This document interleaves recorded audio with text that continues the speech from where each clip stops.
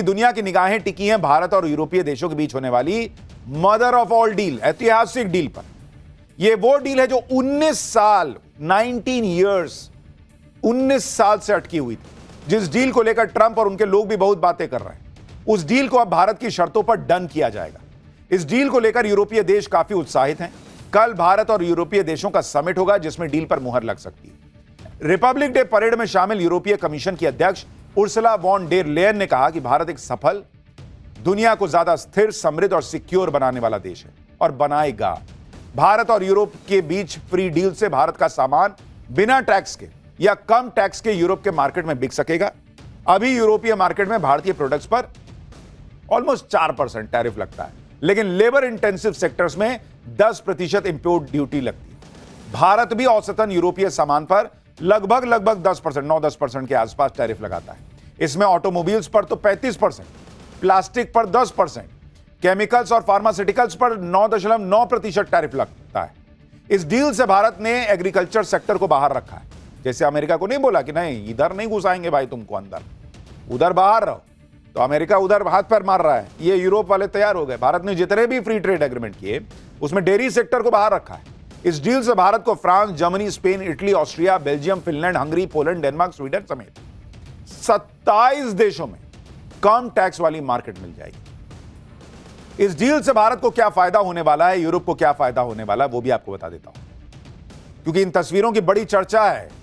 आज सिर्फ Republic day parade की चर्चा नहीं है, इन तस्वीरों की बहुत चर्चा है कि नरेंद्र मोदी कैसे यूरोपीय यूनियन के नेताओं से मिल रहे हैं और इन बड़े बड़े नेताओं से मिल रहे हैं। यह तस्वीर अमेरिका तक देख रहा है बॉस। दरअसल भारत जिन यूरोपीय देशों से डील करने वाला है, उस ब्लॉक की जीडीपी 122 लाख करोड़ रुपए, 122 लाख करोड़, और बाजार में 45 करोड़ उपभोक्ता हैं। एफटीए के बाद भारत को इस बड़े मार्केट में कम या बिना टैक्स के एंट्री मिलेगी। अनुमान है कि इस डील के बाद भारत का ईयू में कारोबार 136 अरब डॉलर से बढ़कर 200 से 250 अरब डॉलर हो सकता है। यह भी खबर है कि भारत ने यूरोपीय कार्स पर इंपोर्ट ड्यूटी में बड़ी कमी करने का ऑफर दिया है। अभी यूरोप में बनी कार्स पर इंडिया 70 से 110% ड्यूटी लगाता है। भविष्य में टैरिफ को 110% से घटाकर 40% और आगे 10% पर लाया जा सकता है। इस कदम से फॉक्सवैगन, मर्सिडीज बेंज और बीएमडब्ल्यू जैसे यूरोपीय वाहन निर्माताओं के लिए भारतीय बाजार में पहुंचना और आसान हो जाएगा, क्योंकि अभी ये चूंकि इतना टैक्स लग जाता है तो थोड़े महंगी हो जाती हैं गाड़ियां। हालांकि बीएमडब्ल्यू वगैरह तो अभी भी बिक रही हैं, लेकिन तब सोचिए और कितनी बिकेंगी जब ये टैक्स 110% से 40 या 10% रह जाएगा। यानी जो डिस्काउंट ट्रंप अमेरिका की हार्ले डेविडसन मोटरसाइकिल के लिए मांग रहे थे, वो डिस्काउंट मोदी ने उठाया और कहा कि ले जाओ यूरोपीय कार निर्माताओं, तुम लोग को दे देता हूं। अब इस डील से भारत और यूरोप दोनों की चीन पर निर्भरता भी कम होगी। भारत और यूरोपीय देश ऐसे वक्त में डील कर रहे हैं जब दोनों के ही रिश्ते अमेरिका से ठीक नहीं चल रहे। भारत और ईयू ब्लॉक दोनों ही अमेरिका के बड़े ट्रेडिंग पार्टनर हैं, लेकिन अब अमेरिका को साइड करके भारत और ईयू ब्लॉक डील कर रहे हैं। जो डील ट्रंप भारत से करना चाहते थे, वो डील अब भारत यूरोपीय देशों से कर रहा है। और शायद यही वजह है कि डोनाल्ड ट्रंप की टोन डाउन हो रही है। वो भारत से अच्छी डील का भरोसा देने लगे हैं। गणतंत्र दिवस पर अमेरिका से भी भर भर कर बधाई संदेश आया भाई। खुद डोनाल्ड ट्रंप ने ऐसा बधाई संदेश दिया जिसके कई मायने निकाले जा रहे हैं। डोनाल्ड ट्रंप ने भारत और अमेरिका के रिश्तों को ऐतिहासिक बताया। ट्रंप ने अपने संदेश में कहा कि अमेरिका और भारत हिस्टोरिक बॉन्ड शेयर करते हैं। ट्रंप ने कहा कि अमेरिका सबसे पुरानी डेमोक्रेसी है, भारत सबसे बड़ा लोकतंत्र है। ट्रंप कह रहे हैं कि वो अमेरिका के लोगों की तरफ से भारत की सरकार और उनके लोगों को बधाई देते हैं। ओ भैया, अभी तक तो टैरिफ दे रहे थे, अभी रिपब्लिक डे में बधाई मिलने लगी जैसे ही दिखा कि अरे हम तो बैठे रह गए, यूरोपीय यूनियन चला गया, उधर डील कर लिया। यह है नरेंद्र मोदी का प्लान बी, जिसके बारे में हमने पाठशाला में आपको बहुत पहले बताया था कि जिस वक्त ट्रंप ने टैरिफ खेलना शुरू किया था, उसी वक्त नरेंद्र मोदी ने भारत के लिए दूसरे दरवाजे खोलने शुरू कर दिए थे। टैरिफ और रूस से तेल खरीदने को लेकर भारत और अमेरिका के रिश्ते सही नहीं चल रहे। उस दौरान ट्रंप का यह मैसेज यह बताता है कि ट्रंप के तेवर कैसे बदल रहे हैं। यूरोप से डील के बीच अमेरिका ने भारत के साथ ट्रेड पर बातचीत को तेज कर दिया। रविवार को 3 सदस्यीय अमेरिकन कांग्रेशनल डेलीगेशन, उसने विदेश मंत्री एस जयशंकर से मुलाकात की और इस मुलाकात के दौरान ट्रेड, सिक्योरिटी जैसे अहम मुद्दों पर बातचीत हुई। मीटिंग में अमेरिकी राजदूत सर्जियो गोर भी मौजूद रहे। उन्होंने बातचीत को प्रोडक्टिव बताया। यह भी कहा कि बातचीत में ट्रेड, सिक्योरिटी, क्रिटिकल टेक्नोलॉजीज में पार्टनरशिप को मजबूत करने पर चर्चा हुई। विदेश मंत्री एस जयशंकर ने भी बातचीत को अच्छा बताया। यानी इधर यूरोप से मेगा डील हो रही है, उधर अमेरिका ने भारत के साथ डील पर भी चर्चा तेज कर दी।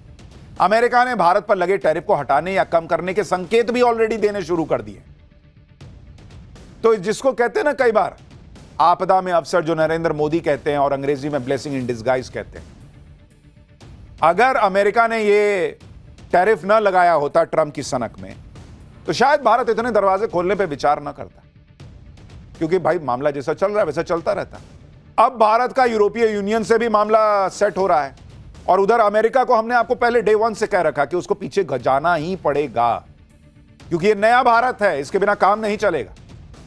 तो उधर अमेरिका पीछे जाएगा, इधर नए रास्ते खुल गए हैं। आप सोचिए भारत की इकोनॉमी के लिए कितना बूस्टर है ये। और जिस वक्त यूरोप की बड़ी टीम भारत में है, जिस वक्त भारत और यूरोप की बड़ी डील होने वाली है, उस वक्त चीन भी भारत से दोस्ती की बातें कर रहा है। खुद चीन के राष्ट्रपति शी जिनपिंग ने भारत और चीन को अच्छा पड़ोसी, मित्र और साझेदार बताया। शी जिनपिंग ने अपने बधाई संदेश में दोनों देशों के बीच संबंधों को सुधारने की सराहना की। यह भी माना कि पिछले 1 साल में चीन भारत संबंधों में निरंतर सुधार और विकास हुआ है। शी जिनपिंग ने कहा कि ड्रैगन और हाथी का साथ में डांस करना ही दोनों देशों के लिए सही चॉइस है। देख रहे हैं बॉस साहब, लाइन लगी हुई है दुनिया की। ट्रंप बधाई दे रहे हैं, जिनपिंग कह रहे हैं कि अरे हाथी और ड्रैगन साथ में डांस करेंगे। यूरोपीय यूनियन वाले यहीं बैठे हुए हैं। यह है नया भारत, इसकी ताकत, दुनिया को इसकी जरूरत है।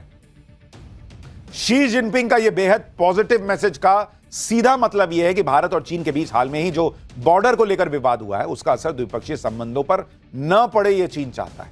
शी जिनपिंग ने ऐसे वक्त में भारत के साथ संबंधों पर बयान दिया है जब पूरी दुनिया में उथल पुथल है। ट्रंप कनाडा और चीन की डील को लेकर कनाडा पर 100% टैरिफ लगाने की धमकी दे रहे हैं।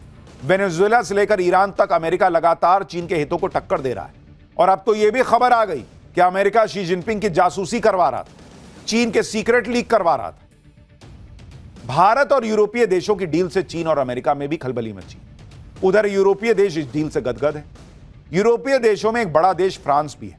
फ्रांस के राष्ट्रपति ने आज पीएम मोदी के साथ सेल्फी पोस्ट की और इमैनुअल मैक्रों ने कहा कि 2024 में आपके साथ गणतंत्र दिवस की कितनी खूबसूरत याद। मेरे प्यारे दोस्त नरेंद्र मोदी, प्यारे भारतीय दोस्तों, इस महान उत्सव के दिन आप सभी को मेरी शुभकामनाएं। साथ मिलकर काम जारी रखने के लिए फरवरी में मिलते हैं। यानी जो लोग ट्रंप की सनक से परेशान हैं, उन सब का एक ही दोस्त, एक ही सहारा, भारत हमारा। नरेंद्र मोदी उनको अपने लिए सबसे भरोसेमंद साथी दिख रहे हैं, और उन्हें नरेंद्र मोदी पर ही भरोसा है, क्योंकि आज की डेट में नरेंद्र मोदी ने भारत को इतना सशक्त बनाया है, ताकतवर बनाया है कि हर कोई भारत के साथ जुड़ना चाहता है। आज दिन भी भारत की ताकत देखने का ही था, क्योंकि रिपब्लिक डे पर जो परेड होती है उसमें जो हथियार दिखाए जाते हैं उसे दुनिया देखती है। पाकिस्तान टकटकी लगाकर देखता है। और आज पीएम मोदी ने वो हथियार दिखाए जो मुनीर को आज सपने में आएंगे, जिन्होंने न सिर्फ ऑपरेशन सिंदूर में पाकिस्तान को फोड़ा था, बल्कि नरेंद्र मोदी ने उन हथियारों को दिखाकर ऑपरेशन सिंदूर पार्ट 2 का ट्रेलर भी दिखाया है। परेड में जो भी हथियार आ रहे थे उनकी डिटेल्स के बारे में पीएम मोदी यूरोप के नेताओं को खुद बता रहे थे। गणतंत्र दिवस परेड में जितनी चर्चा भारत के हथियारों की हुई, उतनी ही चर्चा जिस तरह से एक एक डिटेल नरेंद्र मोदी यूरोप के नेताओं को बता रहे थे, उसकी भी। पीएम मोदी ने गणतंत्र दिवस की परेड में भारत की सैन्य ताकत के प्रदर्शन में कोई कंजूसी नहीं रखी। खास तौर पर गणतंत्र दिवस में पाकिस्तान पर विजय का प्रतीक बन चुके ऑपरेशन सिंदूर की झलकियां दिखाई। जैसे यह तस्वीर देखी, इसमें ऑपरेशन सिंदूर में तीनों सेनाओं ने कैसे पाकिस्तान को धुआं किया था, उसकी झांकी दिखाई गई। तीनों सेनाओं की ज्वाइंट ताकत के बारे में बताया गया।